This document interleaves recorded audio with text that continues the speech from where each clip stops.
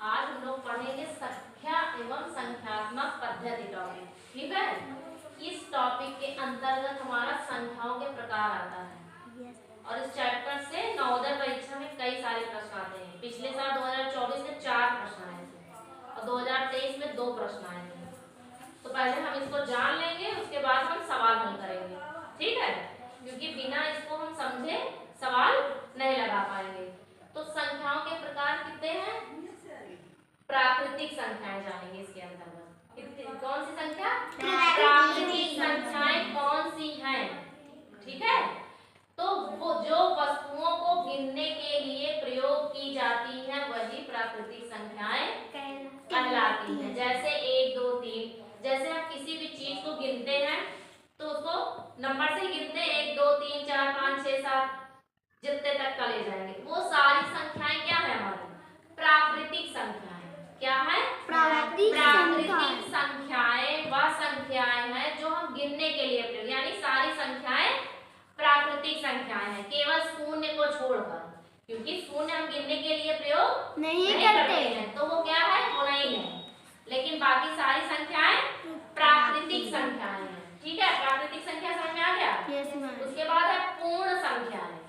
क्या है? पूर्ण संख्याएं।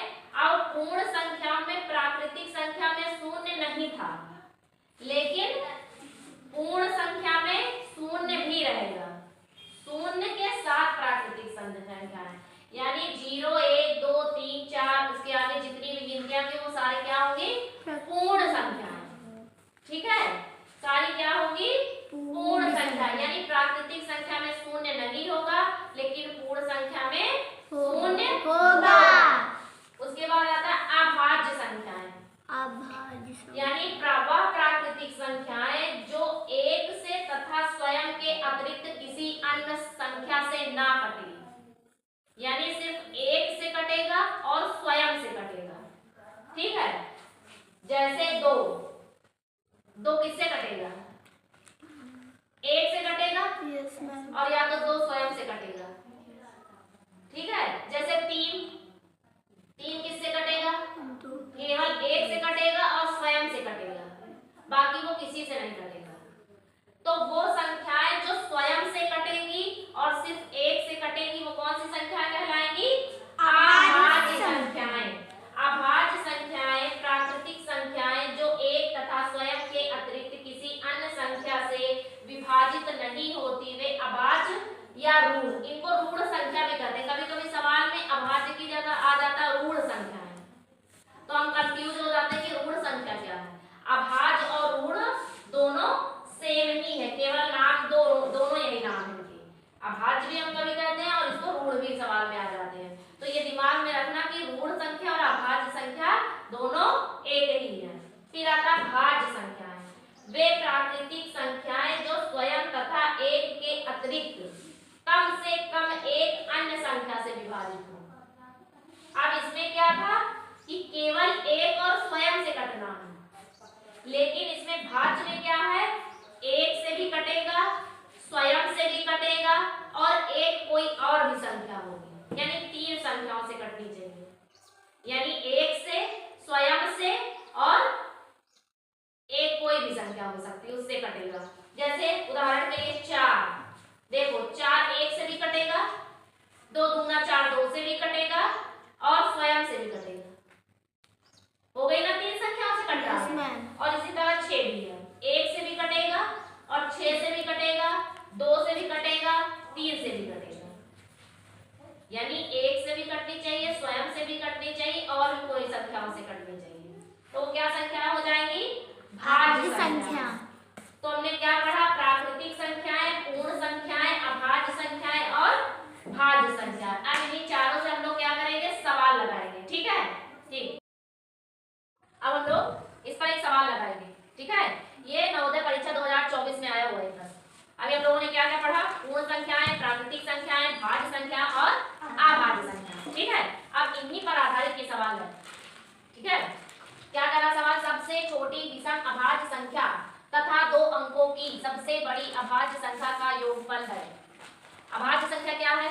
जो 1 से कटे और स्वयं से कटे, वह अभाज्य संख्या होगी। विषम संख्या क्या है? जो 2 से ना कटे वह विषम संख्या है। इसको हम लोग पढ़ चुके हैं, ठीक है। तो अब सबसे छोटी विषम संख्या जो विषम भी हो और अभाज्य भी हो, सबसे छोटी कौन सी संख्या होगी? 3।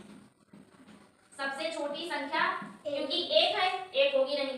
दो स्वयं से कट जाएगी, वो विषम संख्या है नहीं, तो हम कौन सी हो जाएगी? 3। सबसे छोटी विषम अभाज्य संख्या कौन सी हो गई? 3। छोटी अभाज्य संख्या क्या हो गई? 3। अब हमको क्या करना है? 2 अंकों की सबसे बड़ी अभाज्य संख्या, जो 2 अंकों की हो और अभाज्य हो, सबसे बड़ी। तो हम सबसे बड़ी 2 अंकों की संख्या क्या होगी? हम 100 तक जाते हैं, 100 अगर आ जाएगा तो उसमें 3 अंक आ जाएंगे, है ना। तो हम उसके और नीचे चलते हैं। 99 2 अंकों की संख्या है और सबसे बड़ी संख्या है। Yes ma'am. उसके बाद कोई संख्या बड़ी नहीं है 99। लेकिन क्या 99 अभाज्य संख्या है? नो है। नहीं है ना, क्योंकि वो 3 से भी कट जाएगा, 9 से भी कट जाएगा। और अभाज्य की परिभाषा क्या है? जो 1 से कटे और स्वयं से कटे, है ना। तो 99 तो नहीं होगा। फिर उसके बाद हम एक ऊपर और आ जाएंगे नीचे 98। तो क्या 98 है? 98 अभाज्य संख्या है? नो है, क्योंकि ये भी 2 से कट जाएगा ना, तो अभाज्य संख्या नहीं होगी। फिर और चलते हैं 97।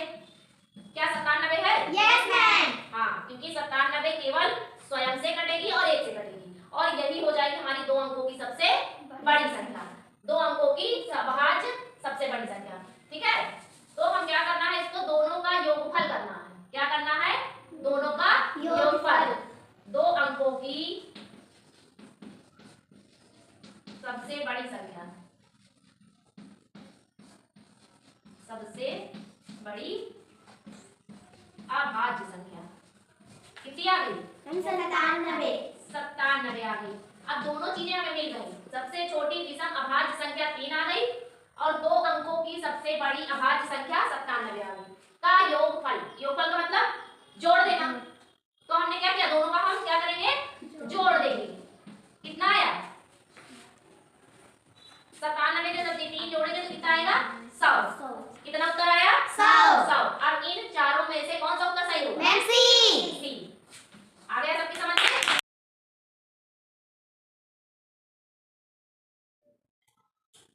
हम लोग एक सवाल और लगाते हैं, ठीक है।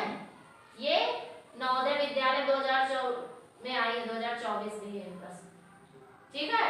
भाज्य संख्या, पूर्ण संख्याएं, ऋण संख्याएं, ये सारी चीजें हमने पढ़ लिया है। तो कह रहा है 80 और 90 के बीच की सभी अभाज्य संख्याओं का गुणनफल। 80 और 90 के बीच की जो भी संख्याएं हैं अभाज्य, उनको पहले लिखना है। तो चलो हम लोग क्या करते हैं? पहले 81 कैसी संख्या? अभाज्य है या भाज्य है? 81 कैसी संख्या है? भाज्य है या भाज्य? भाज्य। कौन सी संख्या है? भाज्य। उसको छोड़ देते। 82 वो भी भाज्य है ना। 83 अभाज्य। तो एक संख्या हमको क्या मिल गई? 83। फिर हम आगे बढ़ते हैं 84 कैसी संख्या है? भाज्य है। हाँ, तो हम आगे बढ़ते हैं 85 भाज्य है। 86 87 88 89 अभाज्य। 89 क्या है? अभाज्य। यानी हमें 2 संख्याएं मिल गई। कह रहा सभी, क्योंकि और कुछ है ही नहीं, तो 89 के बाद क्या होगा? 90 आ जाएगा। तो केवल हमें 80 और 90 के बीच में 2 ही संख्याएं मिली अभाज्य। अब कह रहा है इनका अभाज्य संख्याओं का गुणनफल। तो गुणनफल का क्या मतलब हुआ? गुणा कर दिया हमने, ठीक है। अब हमने गुणा किया, क्या आएगा? 9 3 27, 9 8 72, 72 2 73, 72 2 74, 74 होगा। उसके बाद 8 3 24, 2 यहाँ हुआ, 8 8 64, 64